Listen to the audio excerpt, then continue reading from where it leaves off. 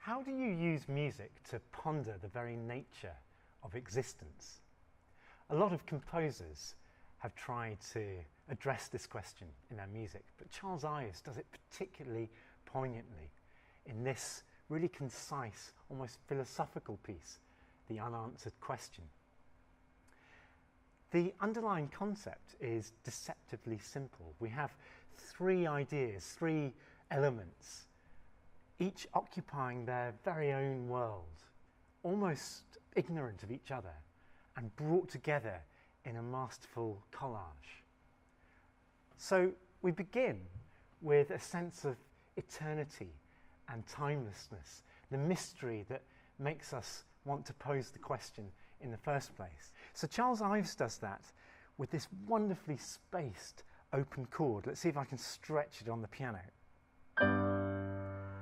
These are on strings and they're moving very slowly. I'll just speed it up a bit. And you can hardly hear them move.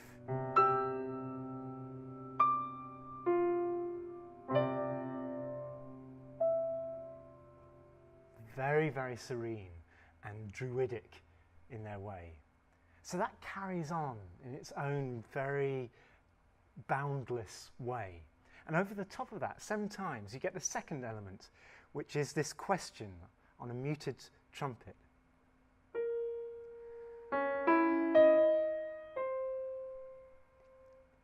It seems to be asking, why are we here, doesn't it? If I take each of those notes in turn, you get in music what's called a diminished scale, a diminished chord. It's full of uncertainty and instability. The perfect material for asking a question about existence. And then thirdly, you get the response. Here, played by the woodwind.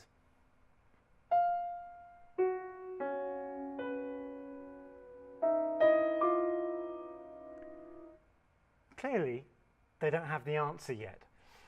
And you can hear how it occupies a completely different world, particularly to that of the mystery, which is actually very harmonious. That kind of language. Meanwhile, on Earth, we're agitated, and we get more and more agitated as we try and answer the perennial question of existence. So that right at the end of the piece, we end up in a state of absolute fury. Look how shrill that is, how high up the instrument it is. All the instruments really at the top of their register and marked not just 2 Fs, fortissimo, but F, F, F, F, as loud as they can play. A really, really horrible sound. So it's a simple concept, isn't it? Just bringing together those 3 ideas into a collage. But the level of discord and freedom that you've just heard meant that this concise work had a far-reaching impact in the world of music. And it continues to provoke us even today with its comment on the human condition.